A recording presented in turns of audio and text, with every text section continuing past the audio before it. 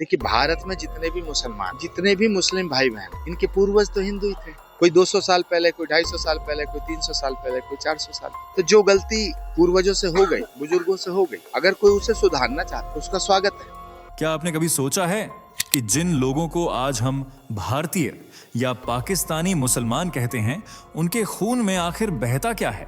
क्या वाकई उनकी जड़ें अरब की रेत से जुड़ी हैं या फिर यहीं इस मिट्टी में दबी हुई हैं? और अगर सच वो नहीं है जो आपको सालों से बताया गया, तो फिर असली कहानी क्या है? आज इस वीडियो में हम भावनाओं से नहीं, इतिहास के आईने से बात करेंगे।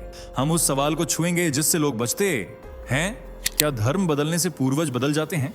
जरा कल्पना कीजिए, अगर आपके सामने कोई दस्तावेज रख दिया जाए जो साबित करे कि पहचान की लड़ाई दरअसल इतिहास की भूल भुलैया है, तो आप किस तरफ खड़े होंगे? क्यों खाड़ी देशों में दक्षिण एशिया के मुसलमानों को अलग नजर से देखा जाता है? क्यों असली और कन्वर्टेड जैसे शब्द चुपचाप दीवार खड़ी कर देते हैं?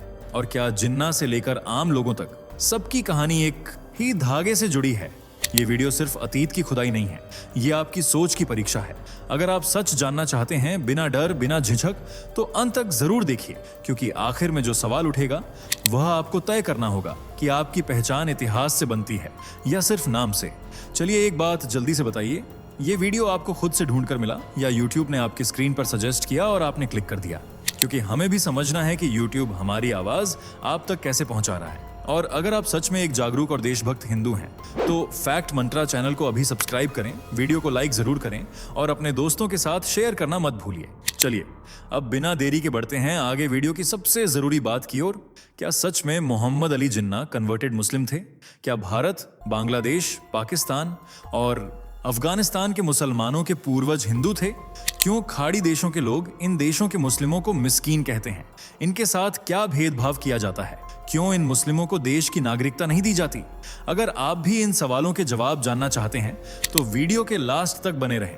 दोस्तों, ये बात तो हम सभी जानते हैं कि पाकिस्तान, अफगानिस्तान, बांग्लादेश और भारत अलग होने से पहले एक देश हुआ करते थे।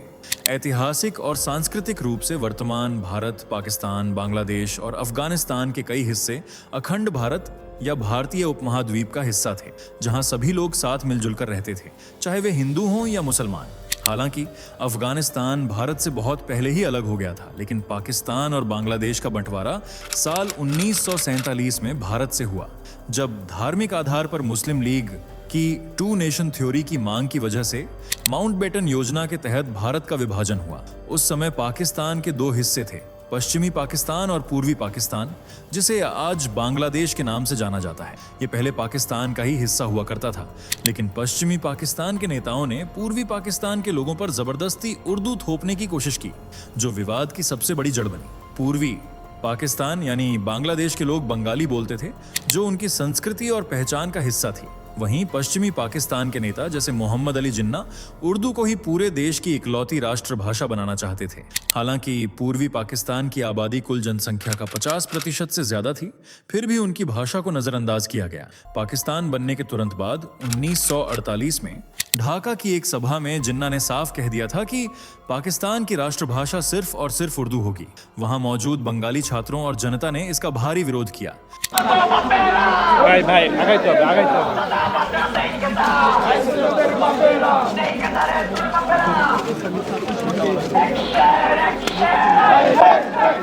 क्योंकि बंगालियों को लगा कि उर्दू थोपने से वे अपनी नौकरियों और शिक्षा में पीछे रह जाएंगे। जब सरकार ने उर्दू को अनिवार्य करने का दबाव बनाया, तो ढाका यूनिवर्सिटी के स्टूडेंट्स ने विरोध प्रदर्शन किया। ये देख पुलिस ने उन पर गोलियां चलाईं, जिसमें कई स्टूडेंट शहीद हो गए। अपनी भाषा और संस्कृति के अपमान ने ही बंगालियों के मन में आजादी की लौ जलाई। उन्हें लगा कि पाकिस्तान में उनकी भाषा सुरक्षित नहीं है, और यही गुस्सा 1971 में बांग्लादेश बनने का मुख्य कारण बना। 9 महीने तक चले इस संघर्ष में अनुमानित 30 लाख लोगों की जान गई। नदियों में बहती लाशें और सामूहिक कब्रें उस समय एक आम मंजर बन गई थी। पाकिस्तानी सेना ने दुष्कर्म को युद्ध के हथियार के रूप में इस्तेमाल किया। रिपोर्ट्स के अनुसार लगभग 2 लाख से 4 लाख महिलाओं और बच्चियों के साथ सामूहिक दुष्कर्म किया गया। महिलाओं को कैंपों में कैद रखा जाता था और उनके साथ अमानवीय व्यवहार किया जाता था। इतना ही नहीं, युद्ध के अंतिम दिनों में जब पाकिस्तान को अपनी हार दिखने लगी, तो उन्होंने बांग्लादेश के भविष्य को खत्म करने के लिए डॉक्टरों, इंजीनियरों, लेखकों और पत्रकारों को चुन चुनकर मारा। लेकिन भारत की मदद से आखिरकार 16 दिसंबर 1971 को बांग्लादेश एक स्वतंत्र राष्ट्र बन गया। हालांकि भारत पर एक वक्त में मुगलों का शासन हुआ करता था, जिन्होंने यहां रहने वाले हिंदू राजाओं को हराकर अपना सिक्का जमाया था। उस समय भारत में कई शक्तिशाली हिंदू और राजपूत राजवंशों का शासन था। बाबर के सबसे शक्तिशाली प्रतिद्वंद्वी महाराणा सांगा थे। वे राजपूताना के सबसे बड़े राजा थे और उन्होंने कई राजपूत राजाओं को एक झंडे के नीचे इकट्ठा किया था। लेकिन 1527 में बाबर और महाराणा सांगा के बीच खानवा का युद्ध हुआ था, जिसमें बाबर की जीत हुई थी। इसके बाद उसने भारत को अपने कब्जे में लिया और यहाँ इस्लाम फैलाना शुरू कर दिया। मुगलों की शुरुआती नीति यही थी कि यहाँ के हिंदुओं को मुसलमान बनाया जाए, इसलिए बाबर युद्ध के बाद बंदियों को इस्लाम स्वीकार करने या मृत्यु चुनने का विकल्प देता था। जो इस्लाम स्वीकार नहीं करता उसे मार दिया जाता था और जो कर लेता वह बच जाता था, जिस वजह से कई हिंदुओं ने मुस्लिम धर्म को अपना लिया और यही रिवाज चलता रहा। औरंगजेब, जो कट्टर सुन्नी मुसलमान था, वह भारत को दारुल इस्लाम, इस्लाम का देश बनाना चाहता था। इसलिए उसने सरकारी नौकरियों, जमींदारी और करों में छूट देने का लालच देकर कई हिंदुओं को इस्लाम स्वीकार करने पर मजबूर किया। जो कैदी इस्लाम अपना लेते थे उन्हें रिहा कर दिया जाता था। इतना ही नहीं, औरंगजेब ने काशी विश्वनाथ, मथुरा के केशव देव मंदिर और सोमनाथ जैसे कई प्रमुख मंदिरों को तोड़ने का आदेश दिया ताकि हिंदुओं का मनोबल तोड़ा जा सके। साथ ही औरंगजेब ने जजिया कर को भी लागू कर दिया, जिसे अकबर ने 1564 में हटा दिया था, लेकिन औरंगजेब ने इसे फिर से लागू कर दिया। बता दें, जजिया कर भारत में सबसे पहले मोहम्मद बिन कासिम ने लगाया था, जिसके 3 मुख्य कारण थे। दरअसल मध्यकाल में मुस्लिम शासकों का तर्क था कि राज्य इस्लामिक है, इसलिए राज्य की रक्षा करना केवल मुस्लिम सैनिकों का फर्ज है। गैर मुस्लिमों, हिंदुओं और जैनों को सेना में लड़ना अनिवार्य नहीं था। इसी के बदले में उन्हें यहाँ रहने के लिए उन पर सुरक्षा कर यानी जजिया कर लगाया गया था। शासकों का कहना था कि हम तुम्हारे लिए लड़ रहे हैं, इसलिए तुम हमें टैक्स दो। इसे एक तरह का बदला माना जाता था। इसके अलावा इस कर का एक बड़ा मकसद गैर मुस्लिमों को नीचा दिखाना और उन्हें आर्थिक रूप से परेशान करना था। कई गरीब लोग इस भारी टैक्स से बचने के लिए इस्लाम कबूल कर लेते थे, जो शासकों के लिए धर्मांतरण का एक आसान तरीका था। वहीं तीसरा कारण था युद्ध में खाली हुए खजाने को भरना, जिसके लिए बहुसंख्यक हिंदू आबादी पर यह बोझ डाला जाता था। जो लोग कर नहीं दे सकते थे वे इस्लाम को ही कबूल कर लेते थे। उन्हीं हिंदुओं के वंशज आज मुसलमान के रूप में भारत, बांग्लादेश, पाकिस्तान और अफगानिस्तान में हैं। इसके अलावा मुगल जब हिंदू राजाओं पर हमला करते थे तो उनके क्षेत्र को कब्जाने के बाद उनकी बहू बेटियों से शादी कर लेते थे और फिर बच्चे पैदा करते थे, जिससे इस्लाम को मानने वाले लोगों की संख्या बढ़ाई जा सके। इतना ही नहीं, मुगलों ने कई हिंदू राजाओं से राजनीति का सौदा करते हुए उनके घर की बेटियों और बहनों से शादी की और उन्हें इस्लाम कबूल करवाकर अपना वंश आगे बढ़ाया। आज वही परिवर्तित मुसलमान बांग्लादेश, पाकिस्तान, अफगानिस्तान और भारत में रह रहे हैं, लेकिन कोई भी मुस्लिम इस बात को मानने के लिए तैयार नहीं है कि उनके पूर्वज हिंदू हुआ करते थे। हालांकि पाकिस्तान के कुछ पढ़े लिखे मुसलमान इस बात को मानते हैं और उन्होंने इंटरव्यू के दौरान स्वीकार भी किया है। वो मेरे पूर्वज हैं, वो कृष्णवंशी हैं, मैं कृष्णवंशी हूँ। राजा हसन खां मेवाती वो हैं जिन्होंने बाबर को दौड़ा दौड़ा के मारा था। तो मेरा वंशज तो वो है भाई, मैं कृष्णवंशी हूँ, मुझे गर्व है कि मैं कृष्णवंशी हूँ। जैसे फेमस पाकिस्तानी पत्रकार आरजू काजमी ने अपने वीडियो और इंटरव्यू में खुलकर कहा था कि उनके पूर्वज हिंदू थे और उनके परिवार का धर्मांतरण सदियों पहले हुआ था। उन्होंने भारत से अपने परिवार के माइग्रेशन पर पश्चाताप भी जताया और कहा कि विभाजन के समय उनके पूर्वजों का पाकिस्तान जाने का फैसला सही नहीं था। इसके अलावा पाकिस्तानी विश्लेषक अदील अफजल ने एक वायरल वीडियो में स्पष्ट किया कि धर्म बदलने से नस्ल नहीं बदलती। उन्होंने कहा कि उनके और ज्यादातर पाकिस्तानियों के पूर्वज हिंदू ही थे और इस्लाम में धर्मांतरण एक ऐतिहासिक प्रक्रिया थी। वहीं पाकिस्तान के चर्चित धार्मिक गुरु मौलाना तारिक जमील ने भी एक बयान में गर्व से स्वीकार किया था कि उनके पूर्वज चौहान राजपूत हिंदू थे। हम राजपूत चौहान हैं। पृथ्वीराज का एक बेटा था रामदेव चौहान। जब पृथ्वीराज को शिकस्त हुई 1191 में, शहाबुद्दीन गौरी रहमतुल्लाह अलैह ने उसे शिकस्त दी, फिर उसे कत्ल किया और चौहानों की हुकूमत ख़त्म हुई। इंडिया में सबसे लंबी हुकूमत चौहानों ने की है और वे पृथ्वीराज चौहान के वंश से संबंध रखते हैं। इतना ही नहीं, पूर्व पाकिस्तानी क्रिकेटर सकलैन मुश्ताक ने भी एक इंटरव्यू में बताया कि उनके परदादा हिंदू थे और उनका परिवार अमृतसर से ताल्लुक रखता था। लेकिन यह बात भारत का मुसलमान कभी स्वीकार नहीं करता। हालांकि कई मुस्लिम विद्वानों का कहना है कि धर्म बदलने से नसों में बहने वाला खून या DNA नहीं बदलता। फेमस मुस्लिम नेता और जमीयत उलेमा-ए हिंद के प्रमुख मौलाना अरशद मदनी ने भी कई बार कहा है कि हमारे पूर्वज हिंदू थे और हम सब एक ही पूर्वजों की संतान हैं, जबकि कुछ कट्टरपंथी विचारधारा के लोग मानते हैं कि इस्लाम अपनाने के बाद पुरानी पहचान खत्म हो जाती है। वे खुद को केवल मुस्लिम पहचान से जोड़ना पसंद करते हैं और पूर्वजों की बात को नकारते हैं। लेकिन अरब देशों के लोग भारत, पाकिस्तान और बांग्लादेश के मुसलमानों को कन्वर्टेड मुस्लिम मानते हैं, जबकि खुद को असील यानी शुद्ध नस्ल का मानते हैं।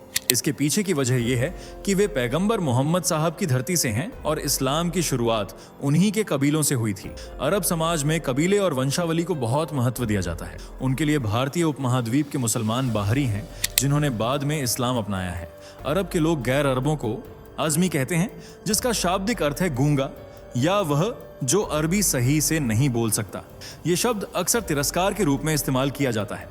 सऊदी अरब के इतिहासकार और आम लोग ये अच्छे से जानते हैं कि दक्षिण एशिया में इस्लाम तलवार सूफी संतों या व्यापार के जरिए फैला।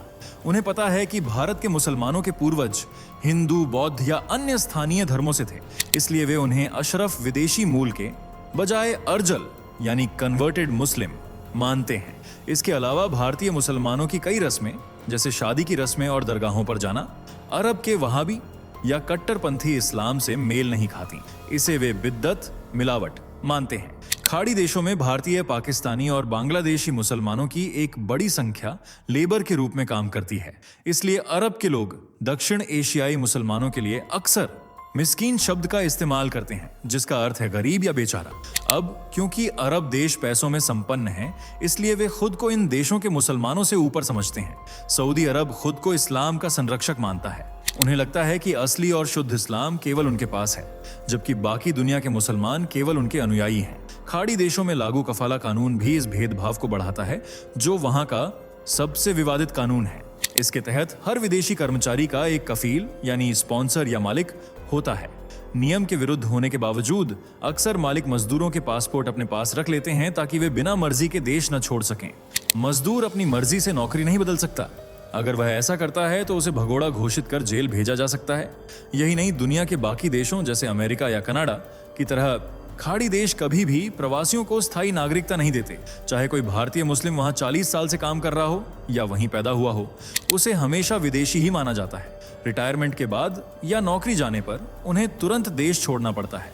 उन्हें वहां जमीन या संपत्ति खरीदने के अधिकार भी बहुत कम दिए गए हैं, जो यह दिखाता है कि वे उन्हें अपने बराबर का नहीं समझते। इतना ही नहीं, जिस काम के लाए पश्चिमी देशों के लोगों या अरबियों को ज्यादा वेतन मिलता है, वही भारतीयों, पाकिस्तानियों और बंगालियों को उसी काम के लिए कम पैसे दिए जाते हैं। उन्हें शहर से दूर लेबर कैंपों में रखा जाता है, जहां एक छोटे से कमरे में 8-10 लोग रहते हैं और भयंकर गर्मी में भी उनसे लंबे समय तक काम लिया जाता है।